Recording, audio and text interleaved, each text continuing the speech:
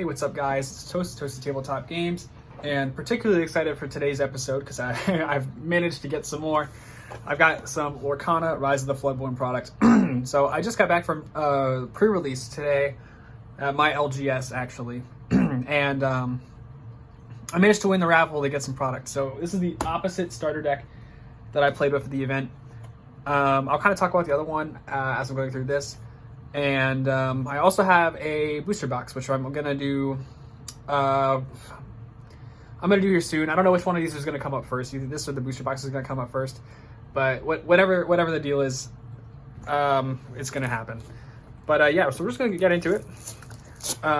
So these starter deck products, they come with a couple things. They come with one booster pack, 12 card booster pack, the 60 card pre-constructed deck, a little like manual, like rule book, and some like punch out tokens, and like a small half mat, which I'm going to show you guys here. So that's all the stuff in the box, all the little stuff. So here's the little quick start rule book. Tells you about how to play the game, all the fun stuff. Has a little QR code for the digital like rule book. There's a little half mat. So it folds out and just gives you like the zone. Just goes, yeah, here's your row of cards in play, here's the row of your inkwell, you know, yada yada yada, and a little tracker for lore, which is kind of fun. A lore counter for that mat, and then a bunch of like damage counter pieces. I like to hang on to the damage counter stuff, and then the one pack and the deck. So we'll do the deck first, and then we'll look at the pack. All right, so. We got it out. So first and foremost, we've got, I think, just one of each. So we've got one copy of the Queen foiled out, and the Queen is pretty cool because she shifts from a 2-drop to a 5-drop if you pay the shift cost, which is pretty cool. And with that in mind, she's going to be a really strong addition to your sing-song decks because some of your best songs are like Grab Your Swords and like A Whole New World and all that fun stuff, and she's able to sing all of them on turn 3, which is fantastic. And then whenever she quests, an opposing character gets -4 power, and another chosen character gets +4 power, which is pretty cool. Then we have a foil Gaston, and you know, he's a 4/4 body. They can quest for 3 for 6, but you could just shift for 4 onto another Gaston you have, and he has the effect of Develop Your Brain when he enters play, or when you play him, which is pretty cool. Not too much to talk about there, as long as you know what that card does, or what Develop Your Brain does, you know what that does. So we've got 2 copies of Bashful. I lost a couple games to him pre-release. Turns out a 2/5 that can quest for 3 is kind of tough to deal with in a limited format. And then we have 1 copy of Christopher Robin, who is also a very big contender, big threat. So whenever you ready this character, if you've got 2 or more other characters, you gain 2 lore. So you know, you question for 2 and potentially get another 2. Then we've got 2 copies of Doc, and he quests to discount your next character by 1. We've got 2 copies of Dopey, and when he's banished, another one of your 7 dwarves get +2 power. We've got 3 copies of a new version of Gaston that can sing for 5, or has singer 5. Got 1 copy of the Grand Duke, so prince, princesses, kings, and queens get +1 power. 3 copies of Grumpy, so our other 7 dwarves get +1 power. 2 copies of Happy, he's got support. We got 2 copies of LeFou from the first set. Cost 1 less to cast if you've got or one less to play. Excuse me, if you have a Gaston character. 3 copies of Sleepy, he just enters exerted, but you know, is a 2/3 that can quest for 2, which isn't terrible. 3 copies of Sneezy, so when you play it, or another 7 dwarves, you can give any chosen character -1 power. And we got 2 copies of Snow White, so when you play her, you can remove 2 damage from something. 3 copies of the one drop the Queen. So this is yeah, this is the one I was talking about, I believe.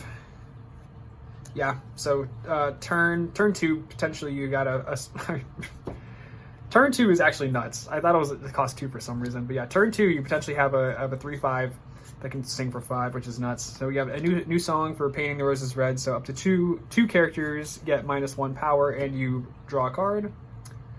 We've got 1 copy of Belle, Inventive Engineer from the first set. Really just trying to go over new cards. We have 3 copies of Cruella de Vil, and she's got Evasive during your turn. Hiram Flavorsham, excuse me, is probably one of the best additions for items decks in this whole set. Because whenever you play him and whenever he quests, you can banish one of your own items to draw 2 cards, and you can combo that with Nick Wilde in the set to get popsicles over and over and over again, or just cheap items to like the Magic Flower and stuff like that. So we got 2 copies of Judy Hopps. So when you play her, she banishes an item, and the player who controls it gets a card. We have 3 copies of the Owl, it's just generic 2/2. 2 copies of Phil from the first set. 3 copies of the Knock 4/3 with Ward. We got 1 copy of Winnie the Pooh, which is also a very good like ramp card here. So whenever you quest, you can put a card from your hand into your Inkwell face down, which is very good.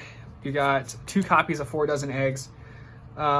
Really good card too. Gives your whole team resist 2. We've got Launch, so you can just get rid of one of your items to do 5 damage to a chosen character, which is really good. Pretty good removal. 2 copies of the Fang Crossbow to give something -2 power or to banish a dragon. We've got 2 copies of the Gumbo Pot, which is repeatable healing, which is very good, especially if you're building around Rapunzel or cards that care about healing damage. And 3 copies of the Popsicle, which you play it, get a card, and has the effect of the Magic Flower, except it heals 1 less damage. Strictly better upgrade in my opinion. But yeah, that's the starter deck. I got hub stomped by any time I played against that deck. Very good, hard to deal with. Some of the cards in there are just very big. Hard to deal with threats, especially like your characters that are questing for 3 and Christopher Robin and stuff like that. The other starter deck is pretty cool. It's more of like a combo deck, if you want to call it that, where you have all these different Merlins that do things when they enter and when they leave. So you have cards that bounce them, like Madame Mim, that you to repeat those effects over and over and over again, which is really fun. But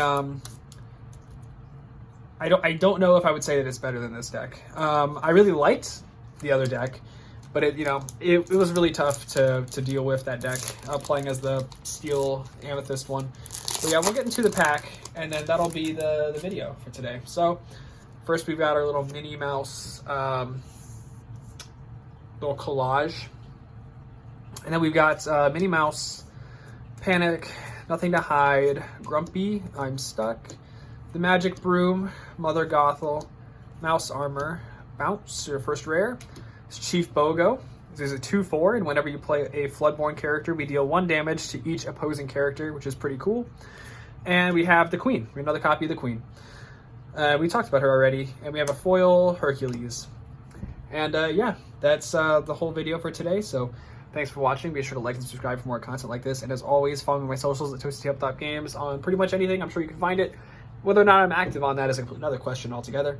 But yeah, that's all for today's video. Thanks for watching. I'll see you guys in the next one.